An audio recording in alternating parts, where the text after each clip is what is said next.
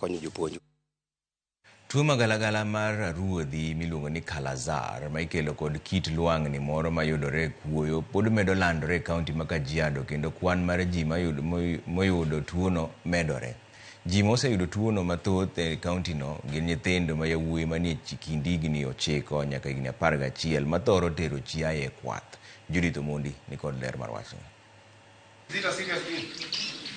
E kar thieth ma Oltepesi, kaunti ma Kajiado, James Kayau en janyuol mar jatuo ma jahigni 10 gidonjo ka mar manyo thieth. Wuod James en achiel kuom nyithindo marowere mamoko man kod ruodhi ma ikelo kod lwang'ni mayudore e kuoyo makelo tuo mar Kala-azar. Rowere manie kind higni 9 nyaka 11 e kauntini, thothgi osekelo ripode mag tuoni, gino ma ichichgo ni giyudo kowuok e pap kama gikwaye chiaye. Leo na dunga sindano mbili, anaona mabadiliko. Kijana yangu anaenda na kula pesa naenda hospitali nyingine ya private na kula pesa mingi karibu 50. Hakuna msaidizi. Venye hiyo nini imetoka, tulikuwa tunadhani ni kitu tu kama kakidonta.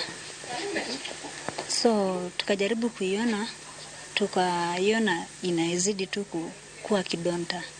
Sasa tukaleta usi, tukakuja kuambiwa ni Kala-azar.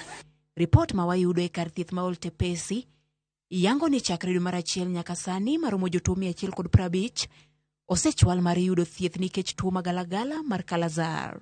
Have these cases of leishmaniasis. They are really upcoming in the facility and in the area around.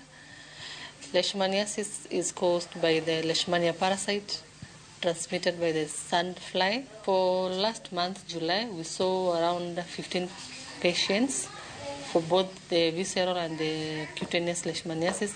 And for the whole year, since January to date, we have around 150 patients with the same. In the entire county, we only have it in Kajiado West, especially Magadi Ward, part of Kiakonyokia Ward, Ewaso Ward, Mosiro Ward, and part of Lodoklani Ward.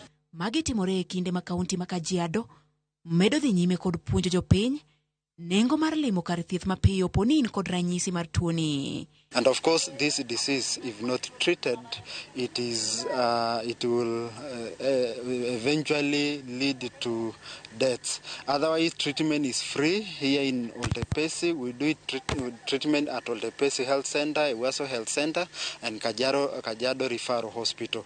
So I would like to encourage our people to seek treatment when there are any lesions or when there are some wounds within their bodies, to come and get identified, because if Kala-azar is not treated, it is dangerous, it kills. Tuoni ikelo kod lwang'ni mayudore e kuoyo, sandflies, kendo thothne okelo aruodhi e del, liet mar del, nok mar remo kaachiel gi wito kilo. Judith Omondi, Ramogi TV.